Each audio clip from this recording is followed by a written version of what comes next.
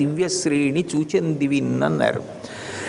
ఆ యమున తరంగములు కదులుతుంటే ఆ తరంగములలోంచి వచ్చేటటువంటి శబ్దము సంగీతం అవుతుంటే ఆ ఒడ్డున ఉన్నటువంటి గోపకాంతలందరూ నవ్వుతూ మాట్లాడుకుంటున్నటువంటి మాటలే పాటలుగా మారితే ఆయన సంగీతం పాడుతుండగా నృత్యం చేసినట్టుగా కాళీయుని యొక్క పడగల మీద నృత్యం చేసి దాన్ని సాత్వికం చేసి సముద్రంలోకి పంపేశాడు యమునలోంచి.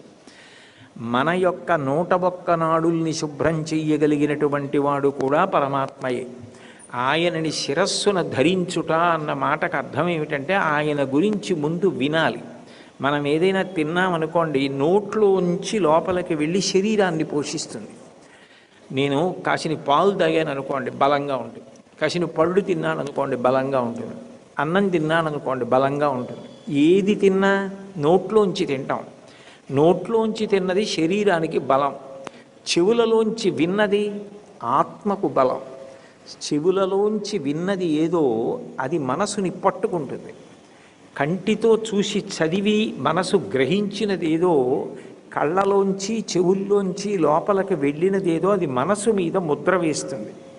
ఆ ముద్ర వేసినప్పుడు స్మరణలోకి ఎడుతుంది. స్మరణ మేధస్సు శిరస్సు చేస్తుంది. అంటే ఆయన పాద స్పర్శ తగిలింది 101 నాడులకు.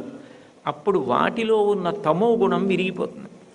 అందుకని కదాచిత్ కాళిందీ తట విపిన సంగీత కవరో ఆయన ఆ యమునా నది ఒడ్డున శరత్కాలం అంటే ఇప్పుడు హేమంత ఋతువు.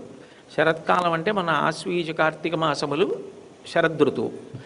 ఆ శరత్కాలంలో ఒక రాత్రి వేళ ఆయన వేణువుని ఊదాడు.